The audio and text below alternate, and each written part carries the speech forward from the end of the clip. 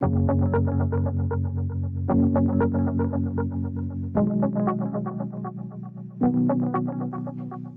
weeks ago, I began a devotional series entitled A Season for Hope. So far, we have looked at renewal and a time to heal. Now, these devotionals are about finding hope and healing during what has been 2 tumultuous years of the dreaded pandemic.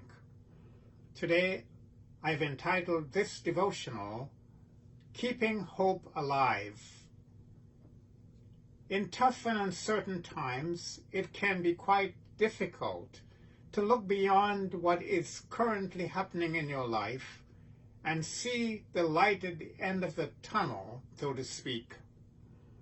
Whether you're going through a big life change, a hard time with your family, or personal health concerns, an optimistic frame of mind can help you see a difficult challenge as an opportunity for gratitude.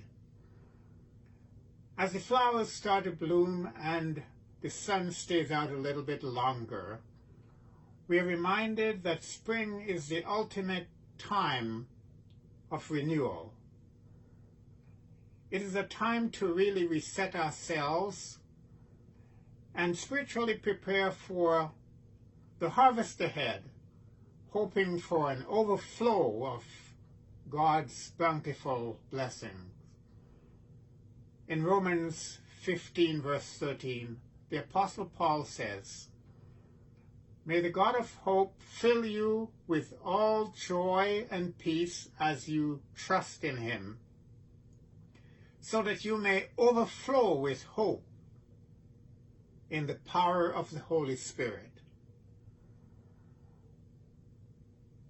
When you're feeling low or going through some hardships, try to find the silver lining in your circumstances that will bring you hope.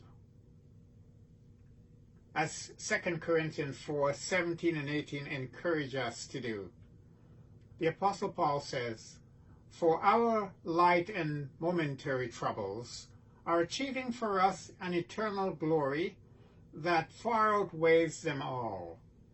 So we fix our eyes not on what is seen, but what is unseen. For what is seen is temporary, but what is unseen is eternal."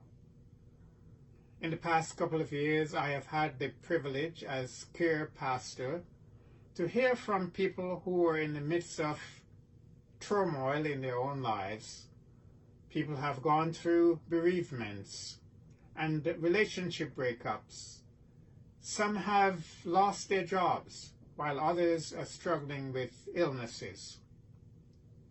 One thing they all have in common is that they are all grasping for something to give them hope. When the children of Israel were going into exile into Babylon because of their disobedience, God did not forsake them. He didn't abandon them. Instead, he gave them this wonderful, hope-filled promise found in Jeremiah 29, verse 11. He said, "For I know the plans I have for you, declares the Lord, plans to prosper you and not to harm you, plans to give you hope and a future." The good news is, when you focus on what will happen after the storm has passed, you will receive the strength that you need in order to overcome your present moments of doubts and fears. So keep hope alive, because in due time you will receive a bountiful harvest if you do not give up. May the Lord bless you.